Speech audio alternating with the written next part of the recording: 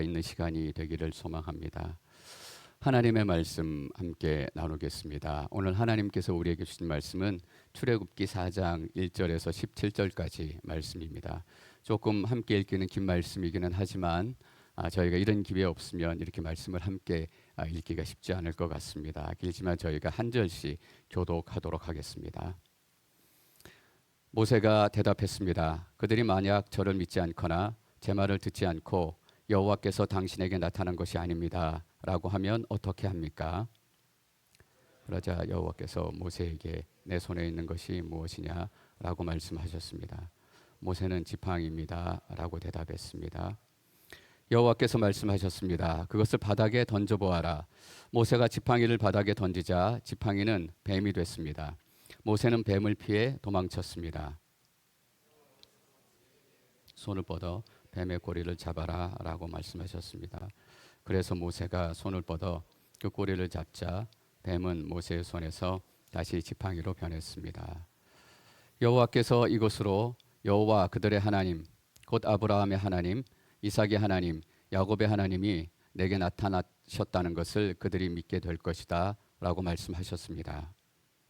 또 여호와께서 모세에게 내 손을 품어 넣어 보아라 라고 말씀하셨습니다. 그래서 모세는 손을 품에 넣었다가 빼어 보았습니다. 모세의 손이 나병에 걸려 눈처럼 하얗게 됐습니다. 여호와께서 이제 손을 다시 품어 넣어 보아라 하고 말씀하셨습니다.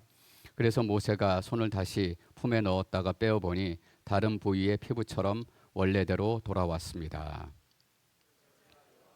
말씀하셨습니다. 행여 그들이 너를 믿지 않거나 첫 번째 표적에 주목하지 않더라도 두 번째 표적은 믿을 것이다. 그러나 이 두 가지 표적을 믿지 않거나 내 말을 듣지 않으면 나일강 물을 떠다가 땅에 부어라. 강에서 떠온 물이 땅에서 피가 될 것이다. 여호와여, 저는 말을 잘하는 사람이 아닙니다. 예전에도 그랬고 주께서 주의 종에게 말씀하신 후에도 그렇습니다. 저는 말이 어눌하고 혀도 둔합니다 라고 말했습니다. 여호와께서 모세에게 말씀하셨습니다. 사람에게 입을 준 자가 누구냐? 또 귀머거리나 벙어리가 되게 하거나 눈으로 보게 하거나 멀게 하는 자가 누구냐? 나 여호와가 아니냐? 내 입에 있어 내가 무슨 말을 할지 가르쳐 줄 것이다. 그러나 모세는 여호와여 간구합니다. 그 일을 할 만한 다른 사람을 보내십시오 라고 말했습니다. 여호와께서 진노하셔서 모세에게 말씀하셨습니다. 내 형 레위 사람 아론이 있지 않느냐? 나는 그가 말을 잘하는 것을 알고 있다. 이제 그가 너를 만나러 오고 있다. 그가 너를 보게 되면 기뻐할 것이다. 너는 그에게 말해 그의 입에 말을 넣어 주어라. 내가 내 입과 함께 할 것이며 그의 입에도 함께 해 너희가 할 일을 가르쳐 줄 것이다.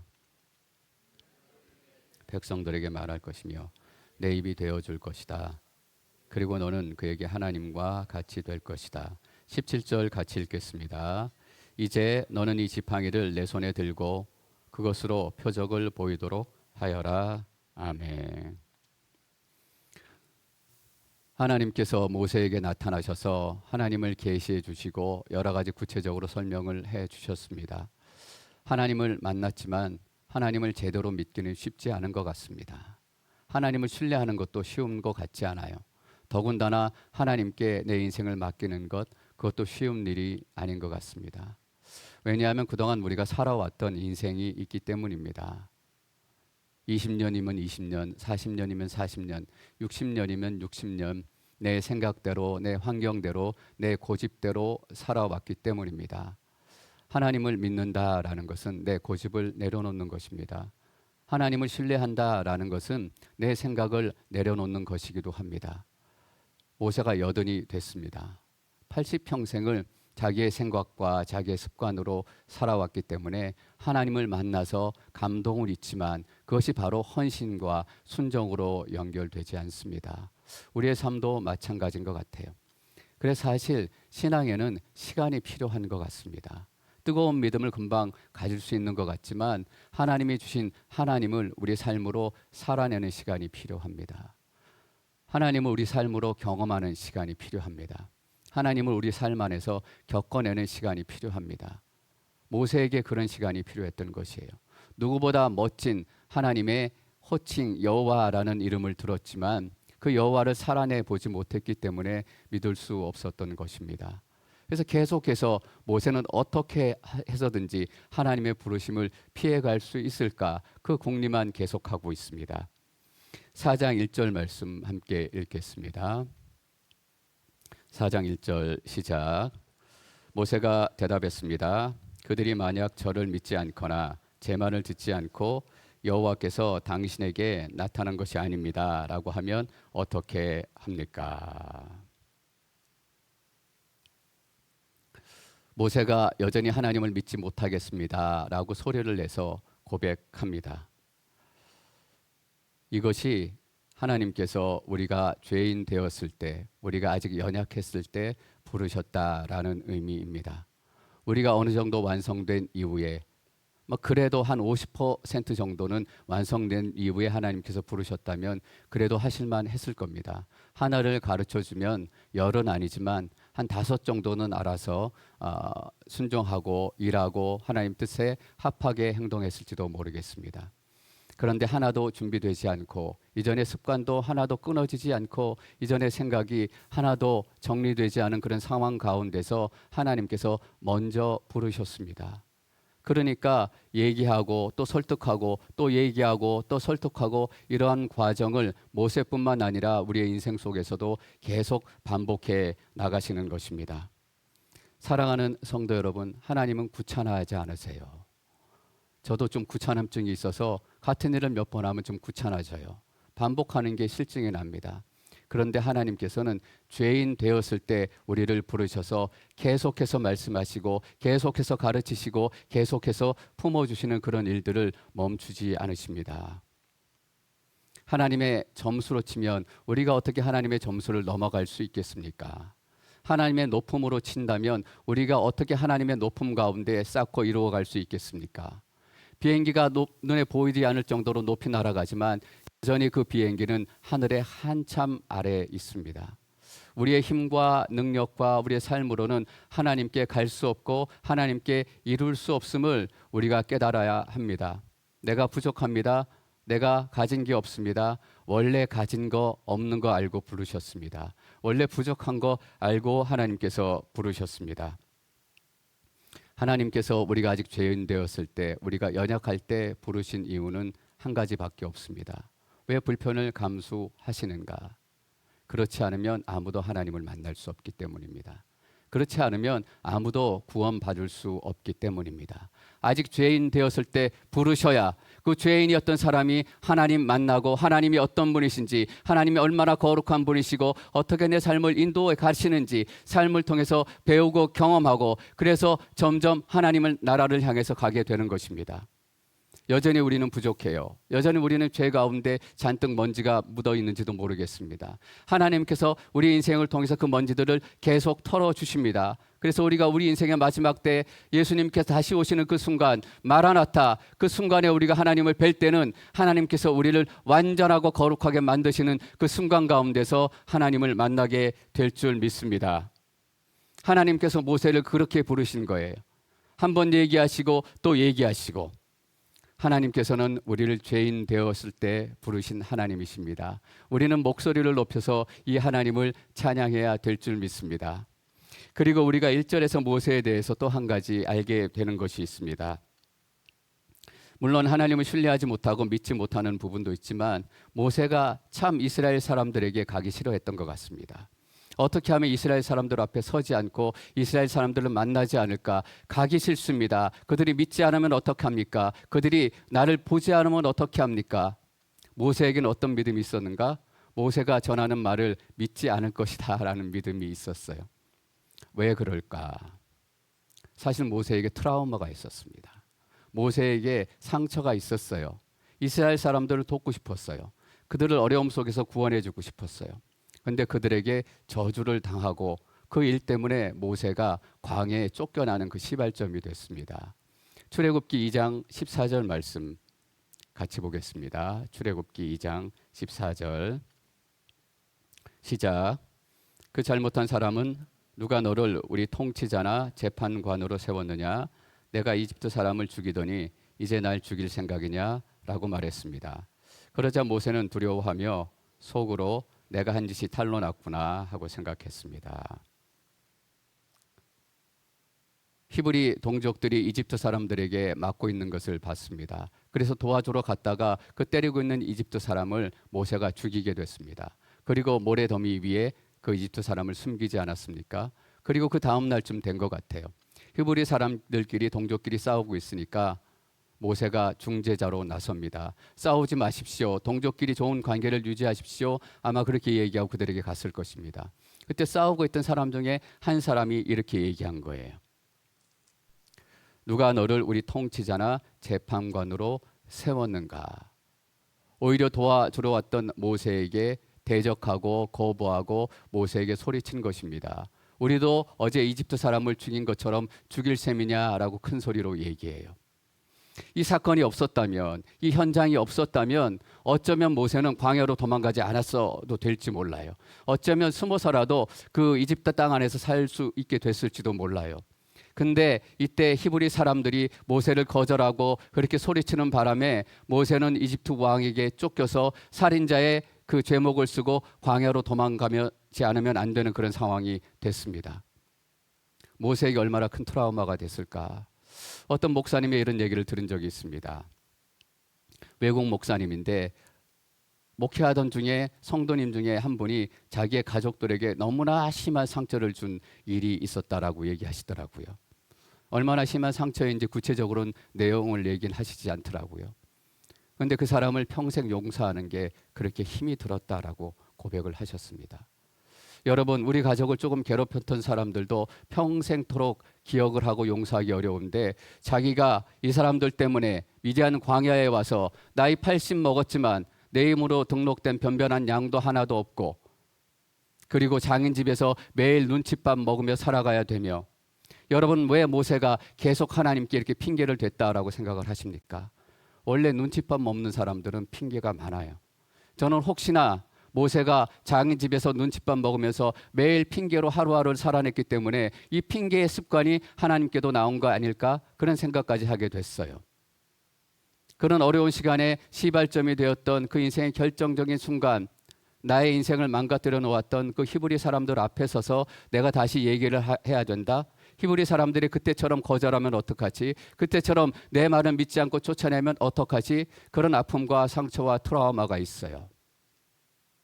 근데 여러분 잘 기억하셨으면 좋겠습니다. 하나님 우리를 상처의 자리로 부르십니다. 하나님은 우리를 트라우마의 자리로 부르세요. 왜냐하면 우리가 상처를 피해 도망다니는 사람이 되기를 원치 않으시기 때문이에요. 우리가 트라우마가 무서워서 숨어 다니는 사람이 되고 싶지 않기 때문이에요. 지난주에 시간이 모자라서 나누지 못했습니다만 3장의 맨 마지막에 보면 이런 구절이 나옵니다. 제가 읽어보겠습니다.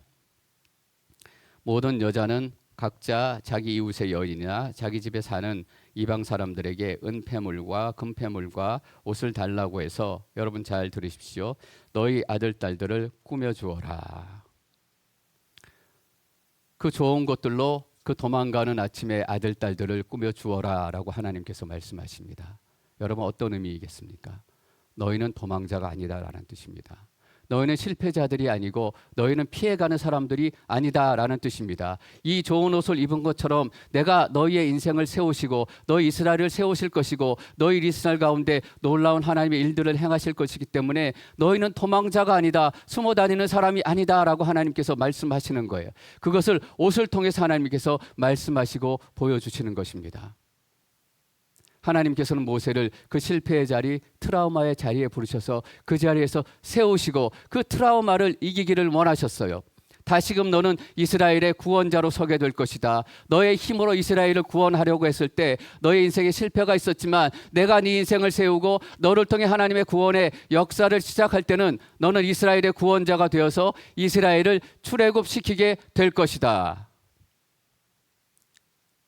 사랑하는 성도 여러분, 저는 하나님께서 반드시 여러분들의 실패하셨던 그 자리로 다시 부르시게 될 것임을 믿습니다. 거기서 묶이지 않기를 원하시기 때문이에요. 베드로가 그랬지 않습니까? 예수님이 잡히시던 그날 밤 그 새벽에 예수님께서 대제사장의 그 마당에서 신문과 치조를 당하셨습니다. 그때 베드로가 그 현장에 있었지 않습니까? 날이 추웠는지 모닥불을 피워놓고 그 옆에서 모닥불을 쬐며 숨어서 예수님의 신문 당하는 모습을 바라봤습니다. 근데 옆에 있는 사람이 묻잖아요. 너 갈릴리 사람 아니냐? 예수와 한편 아니냐라고 물었을 때 베드로는 아니다, 아니다, 아니다 3번을 대답해요. 여러분, 성경에서 3번이라는 것은 진짜라는 얘기입니다. 진심이라는 얘기예요. 베드로가 3번 예수님이 아니다라고 고백했던 것은 진짜 그 순간에 나는 예수님을 떠나고 싶다. 예수님은 내 편이 아니다. 나는 갈릴리 사람이 아니다라고 그 본심으로 얘기했던 것입니다. 예수님께서 부활하셨어요. 부활하셔서 베드로에게 찾아오셨지 않습니까? 그 비슷한 시간에 새벽녘에 베드로에게 찾아오셔서 그냥 베드로를 부르신 것이 아니라 베드로가 그 자리에 실패의 자리에 있었던 모닥불을 피워놓고 베드로를 부르세요. 그리고 실패의 자리에서 예수님께서 베드로에게 물으십니다. 내가 너를 사랑하느냐? 내가 너를 사랑하느냐? 내가 나를 사랑하느냐? 여러분 잘 생각해 보십시오. 정말로 베드로가 예수님 사랑하는지 확실히 확인하고 싶어서 네가 지금은 이렇게 얘기하지만 이전에는 실패했지. 이전에는 완전히 나를 떠났었지. 그걸 책망하려고 예수님께서 물어보셨겠습니까? 아닙니다. 내가 나를 사랑하느냐라고 물으신 것은 너는 실패했지만 너는 포기했지만 나는 그래도 내 사랑을 실패하지 않을 것이다. 너를 포기하지 않을 것이다. 라는 예수님의 사랑의 고백입니다. 실패의 자리에 예수님께서 부르셔서 어떻게 말씀하시는가 책망하시는 것이 아니라 나는 너를 포기하지 않을 것이다. 여러분 똑같습니다. 예수님께서 3번 물어보셨어요. 내가 정말로 너를 사랑한다. 네 인생에 어떤 일이 있어도 나는 너를 포기하지 않을 것이다. 너를 사랑할 것이다.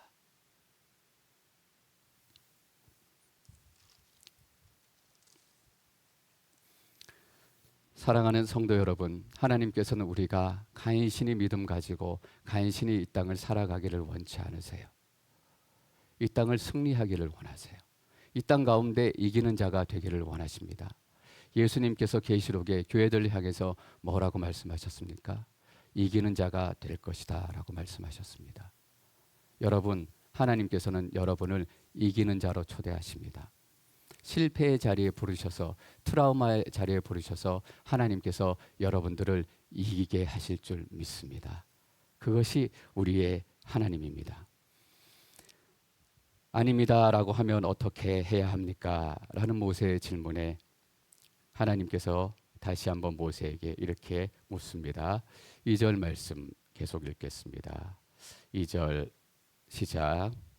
그러자 여호와께서 모세에게 내 손에 있는 것이 무엇이냐라고 말씀하셨습니다. 모세는 지팡이입니다라고 대답했습니다. 사실 모세의 손에 당연히 지팡이가 들려 있었을 것입니다. 하나님께서 무엇이 궁금해서 물어보신 것은 아닐 거잖아요. 모세는 이도로 장인의 양을 치기 위해서 이 호렙산입니다. 호렙산에 양을 치러 왔을 때 목자들은 당연히 지팡이를 들고 나옵니다. 그 목자의 지팡이는 양들을 보호하기도 하고 또 자기를 지키기도 하고 이렇게 호렙산과 같은 산에 올라갈 때 자기가 의지하고 올라가는 의지의 지팡이가 되기도 합니다. 당연히 모세의 손에는 이 지팡이가 들려 있었을 것입니다. 여러분, 이 모세의 지팡이는 단순히 목자의 지팡이가 아니었어요. 이 목자의 지팡이는 모세의 인생의 실패의 상징이었습니다. 그때 히브리인들을 만나서 광야까지 쫓겨오지 않았다면, 그래서 이 광야에서 힘들고 어려운 삶을 살게 되지 않았다면 이 목자의 삶을 살 필요가 없었을 거예요.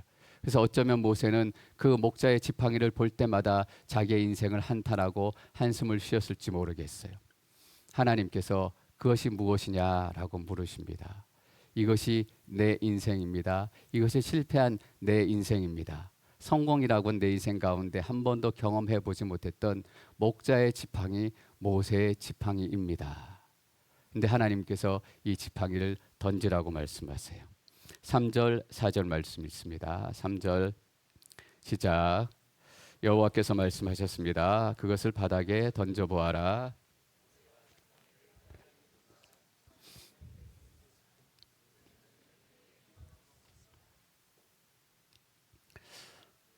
여호와께서 모세에게 손을 뻗어 뱀의 꼬리를 잡아라라고 말씀하셨습니다. 그래서 모세가 손을 뻗어 그 꼬리를 잡자 뱀은 모세의 손에서 다시 지팡이로 변했습니다. 세 가지 표적이 일어나게 될 것이다 하나님께서 말씀하십니다. 첫 번째는 이 목자의 지팡이, 모세의 지팡이를 통해서 뱀이 되었다가 다시 지팡이가 되는 역사를 말씀하십니다. 두 번째는 내 손을 품에 넣고 꺼내 보아라. 문둥병 같이 피부병이 들렸다가 다시 낫게 될 것이다. 그리고 이것을 통해 이스라엘 백성들이 믿게 될 것인데 그것도 믿지 못하면 나일강에서 물을 떠다가 땅에 부어라. 그것이 피로 변하게 될 것이다. 이 세 번째 표적은 이스라엘 백성들에게 행하지 않아도 됐습니다. 이집트 바로 앞에서 행했던 그런 표적입니다. 하나님께서 이렇게 표적들을 얘기해 주시고 이렇게 하나님에 대해서 말씀해 주셨는데 여전히 모세는 요지부동입니다. 10절, 11절 말씀 읽겠습니다. 10절 시작. 모세가 여호와께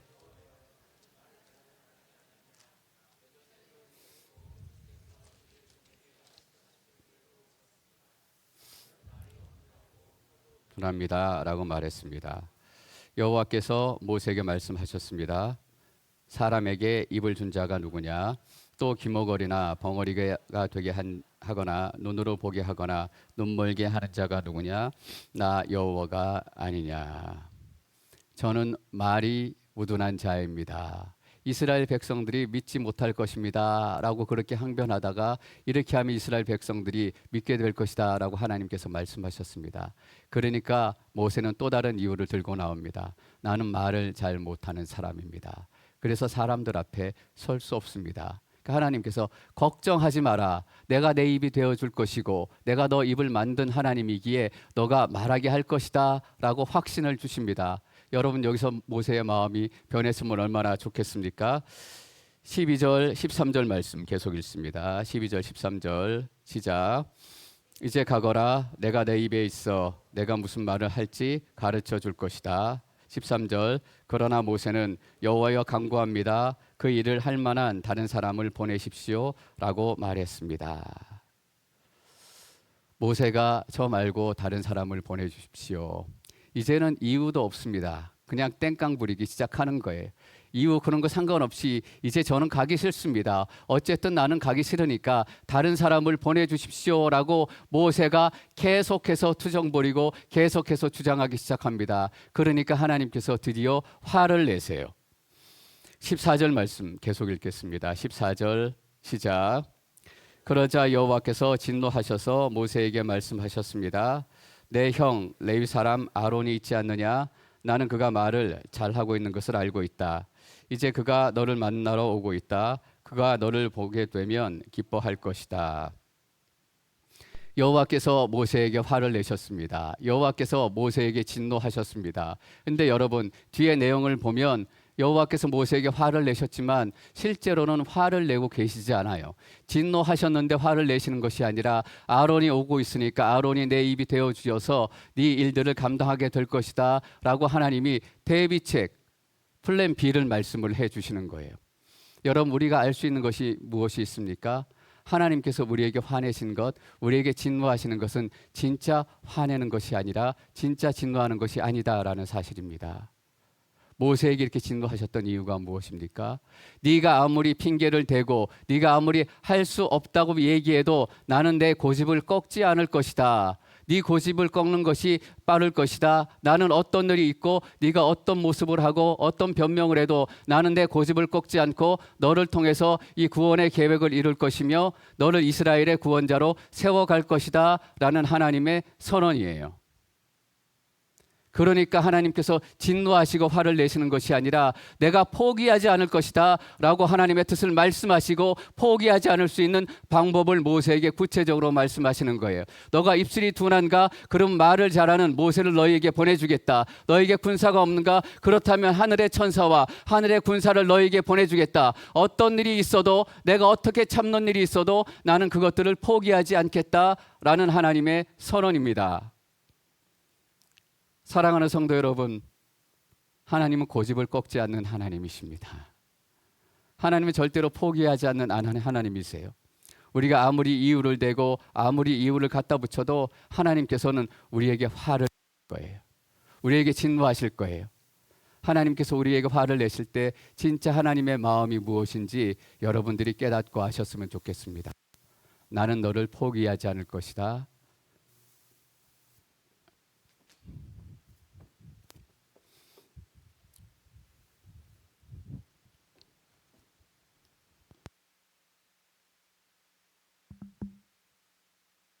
나는 너를 반드시 보낼 것이고 너를 이스라엘의 구원자로 삼을 것이고 이스라엘은 반드시 출애굽하게 될 것이다. 사랑하는 성도 여러분, 이 하나님의 약속의 말씀을 기억하시기를 축원합니다. 하나님께서는 반드시 이루시는 하나님이십니다. 사실 우리의 믿음은 우리가 쌓아가는 것이 아닙니다. 계속해서 하나님께서 설득하시는 것입니다. 17절 말씀 계속 읽겠습니다. 17절 시작. 너는 내 지팡이를 손에 들고 그것으로 표적을 보이도록 하라. 오늘 우리가 함께 읽은 17절의 말씀은 사실 지팡이로 시작해서 지팡이로 끝을 맺습니다. 모세가 인생을 다 들여서 그냥 가지고 있을 수밖에 없었던 모세의 인생의 실패, 그러나 그것조차 던지고 버릴 수 없었기 때문에 억지로라도 모세가 들고 있었던 그런 지팡이였습니다. 여러분, 목자의 지팡이는 양을 지키는 정도입니다. 모세 한 사람을 지키는 정도입니다. 하나님께서 모세의 지팡이를 땅에 던지라고 말씀하셨을 때 그 지팡이는 목자의 지팡이였습니다. 그런데 땅에 던져지자 그 지팡이가 뱀이 되어서 다시 모세가 그 지팡이를 잡는 순간, 뱀을 잡는 순간 지팡이로 변화가 됐습니다. 사랑하는 성도 여러분, 그 순간부터 모세의 지팡이는 목자의 지팡이가 아닙니다. 4장 20절 말씀 계속 읽습니다. 4장 20절 시작. 그래서 모세는 아내와 아들들을 나귀에 태우고 이집트를 향해 길을 떠났습니다. 모세의 손에는 하나님의 지팡이가 들려 있었습니다. 더 이상 모세의 손에는 목자의 지팡이가 들려 있지 않습니다. 이제부터 모세의 손에는 하나님의 지팡이가 들려 있습니다. 여러분, 모세를 한번 생각해 보십시오. 모세가 이 일을 다 지난 이후에 출애굽기를 기록하기 시작했지 않았겠습니까? 출애굽기를 기록하면서 10년이 지났을지 모르겠습니다. 20년, 30년이 지난 시점일지 모르겠어요. 모세가 120살쯤 죽었으니까 40년쯤 지났을지도 모르겠습니다. 그 오랜 시간을 지나서 드디어 자기가 가족들과 함께 미디안 광야를 떠나는 그 순간을 떠올리게 되는데 자기 손에 들려있는 지팡이가 떠올랐습니다. 그때 모세는 그 지팡이가 더 이상 목자의 지팡이가 아니다라는 것을 알게 됐어요. 그 지팡이가 빛이 났을지도 모르겠습니다. 저는 모세가 분명히 이 하나님의 지팡이라고 기록하는 순간 모세의 마음이 감격이 되어서 뛰기 시작했을 거라고 믿습니다. 왜냐하면 이 하나님의 지팡이라는 단어를 보는 순간 제 마음이 동일하게 뛰었기 때문이에요. 그 인생의 실패와 절망과 인생의 포기의 상징이었던 이 지팡이가 하나님의 지팡이가 되기 시작한 것입니다. 살아계신 성도 여러분, 하나님께서는 우리 인생의 실패의 지팡이를 하나님의 지팡이로 바꾸시는 하나님이십니다. 하나님 우리 인생의 절망의 지팡이를 우리 인생의 하나님의 지팡이로 만드시는 하나님이십니다. 트라우마의 지팡이도 하나님의 지팡이로 만드시는 하나님이십니다. 내 손에 있는 것이 무엇이냐? 내 손에 있는 것이 지팡이였으면 하나님께서는 지팡이를 하나님의 지팡이로 사용하실 것입니다. 다윗의 손에는 무엇이 있었습니까? 5개의 돌멩이가 있었습니다. 5개의 돌멩이를 사용하셔서 하나님의 지팡이를 세우셨습니다. 그래서 다윗은 5개의 돌멩이를 통해서 블레셋의 거인 장수 골리앗을 쓰러뜨리는 그 역사를 이루게 되었던 것입니다. 여러분 손에는 무엇이 있습니까? 우리는 늘 우리의 손을 바라봅니다. 우리의 손에는 무엇이 있는가? 얼마나 귀중한 것이 있는가? 얼마나 우리가 인생에 성취한 높은 것들이 있는가? 여러분, 더 이상 어떤 것에 마음 빼앗기지 않으시기를 축원합니다. 우리의 손에 있는 것과 상관없이 그것을 누가 쓰시느냐에 따라 우리 인생이 결정되는 것입니다. 다윗의 손에 단지 돌이 있었지만 하나님께서 그 돌을 쓰시는 순간 그 돌은 하나님의 지팡이가 되었습니다. 하나님, 내 손에 아무것도 없어요. 여러분, 우리 손에 아무것도 없을지라도 우리의 빈손조차 사용하시는 것이 우리의 하나님이십니다. 우리의 빈 인생을 사용하셔서 하나님께서 우리의 인생을 하나님의 지팡이로 바꾸어 가실 줄 믿습니다.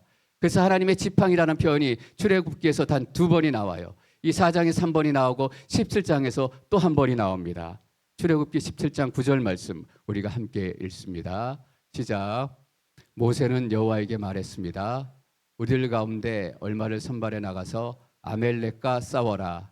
나는 내일 하나님의 지팡이를 손에 들고 언덕 꼭대기에 서 있겠다.